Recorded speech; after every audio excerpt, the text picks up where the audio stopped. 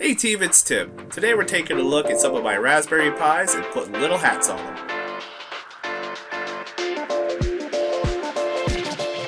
I found myself talking about a couple of projects I've done over the past year that involved making video games, really just proof of concepts that are kind of fun to play with.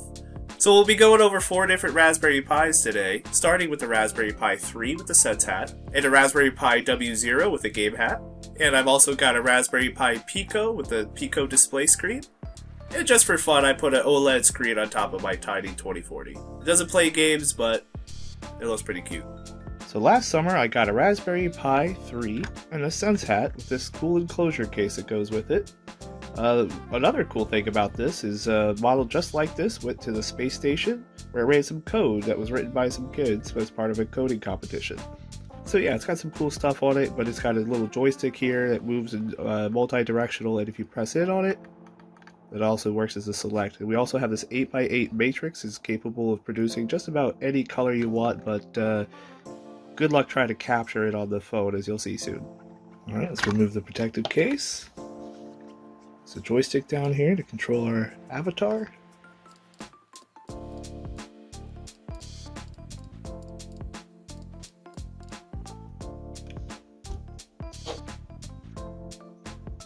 Then I thought it'd be fun to go back and solder the pins on my Raspberry Pi W0, make it into a WH, so with headers.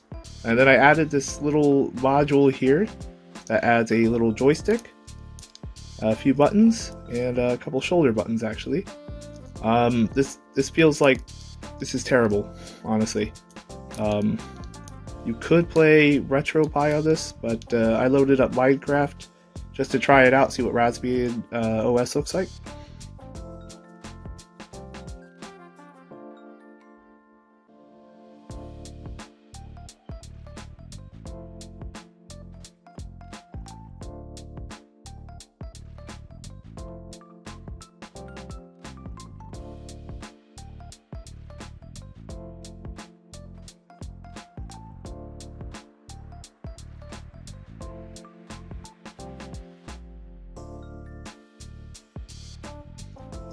And yeah, I don't recommend using the stylus for just about anything.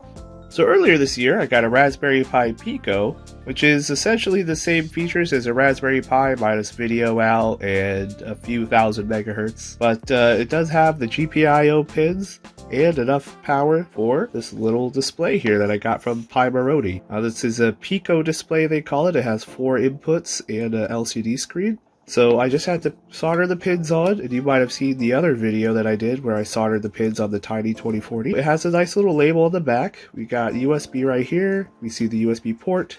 That must be what we need to do. It's actually easier than I'm making it look. There we are. And I have these debug pins sticking out on the side so that when I hold it, it's not getting me on the back of the finger so much. The Pico I had a lot of fun doing because I was able to hop on Discord for the first time and code with other people who were also trying out the product. Came up with this simple menu here. Okay, I have Doom, kind of a joke. It does render an image, which was pretty challenging because if you try to draw too much, it starts dithering. I'll hit all buttons to exit, go down to image viewer, select it. So that's that dithering I was talking about. So I'm going to hit reset on the Captain Resetty that I installed, and see if going down to image viewer again, there we go. So here we can see the image that I had. A is green, B is red. When we come out, you can see green, red, blue, yellow corners. So that was a very, very basic image. So let's go down to Pong. This is a 2-player game. The other player uses these other keys up top.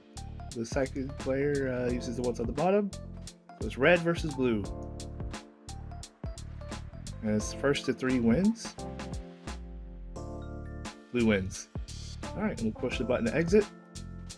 Tetris is another one I started playing with. This isn't a full-fledged game or anything, it's just something I was playing with. So we have drop piece, rotate piece, move left, move right, in-depth. Or I had a more detailed brick sidebar, but it was actually causing artifacting as you played because it was just drawing too much. So it has been replaced with just a draw rectangle.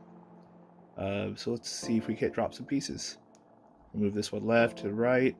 We're going to drop this other piece. So really I was just playing around with the different pieces I could drop. see how they looked. And yep, now I've doggone did too much. Alright, so I could hit the reset button. And there we go.